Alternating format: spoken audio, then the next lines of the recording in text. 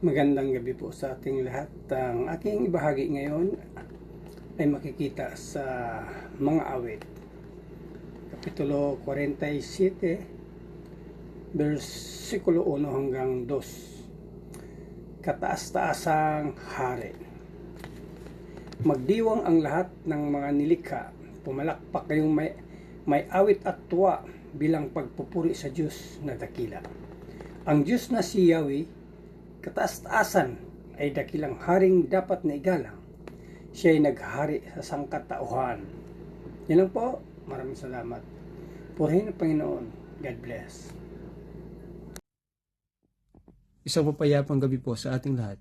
Sa aking pong pagpapatuloy ng aking paglalahad ngayong gabi, ngayon po ay nasa 47 kabanata sa aklat pa rin po ng mga awit.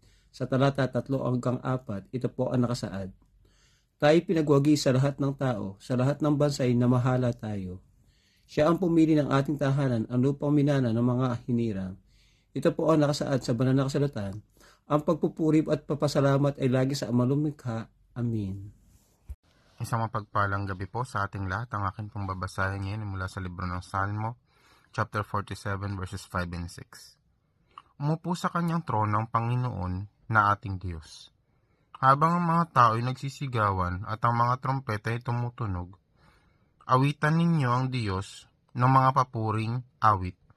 Awitan ninyo ang ating hari ng mga papuring awit. Amen. God bless po. Hello po. Ang aking Bible verse for today is from the book of Psalms chapter 47 verse 7. Ang Diyos siyang hari ng lahat ng bansa. Awita't purihin ng mga nilikha. Amen. Ang mabuting balita ng ating Panginoon.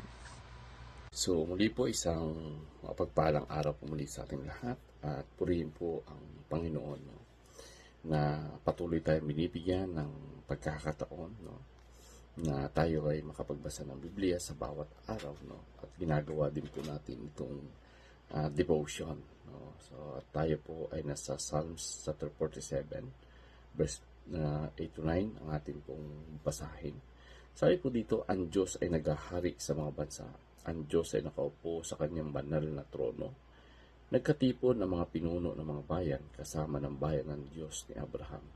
Sapagkat ang mga kalasag ng lupa ay sa Diyos, siya ay lubhang dakila.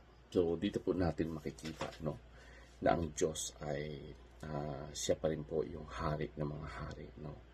So hindi lamang po maituturing na Diyos lamang siya ng Israel o hari lamang ng Israel, kundi sa lahat ng bansa, no. So pinapakita po nito na walang kapangyarihan po na hihigit sa Diyos, no. Wala pong tataas sa Kanya.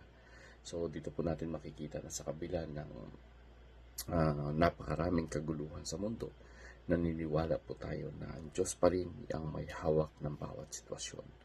Ang Diyos pa rin ang may authority sa anumang kalagayan. So kung bakit tayo nagpupuri, kung bakit tayo umaawit na may paggalang sa Diyos, sapagkat po siya ay hari ng mga hari and He is our Creator, at siya po yung at wala pong ibang Diyos, no, maliban po sa Kanya, at siya po ang nagmamayari ng lahat. So dito makikita din po natin na talagang yung trono ng Diyos ay matatag, no? Generation to generation, nagpapalit ang mga presidente, nagpapalit ang mga hari dito sa lupa, pero ang trono po ng Diyos ay nananatiling banal at matatag.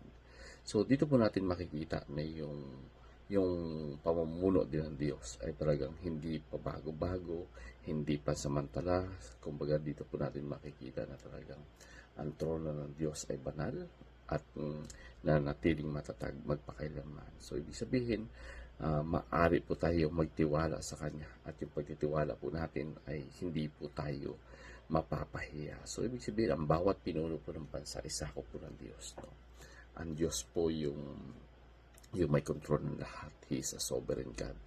So dito po natin makikita na kahit gaano man kataas yung isang leader, no, dito sa lupa, ay sino man yung pinakamalakas, pinakamaunlad, wala pong mababago, na mananatili pa rin na pagdating ng panahon, siya ay hahatulan ng Diyos ayon sa kanyang ginawa. So ipinapakita pa rin po dito na ang Diyos ang pinakamakapangyarihan at na natiling matatag magpakailanman. So purihin po ang Panginoon, and marami pong salamat ulit, and God bless to everyone.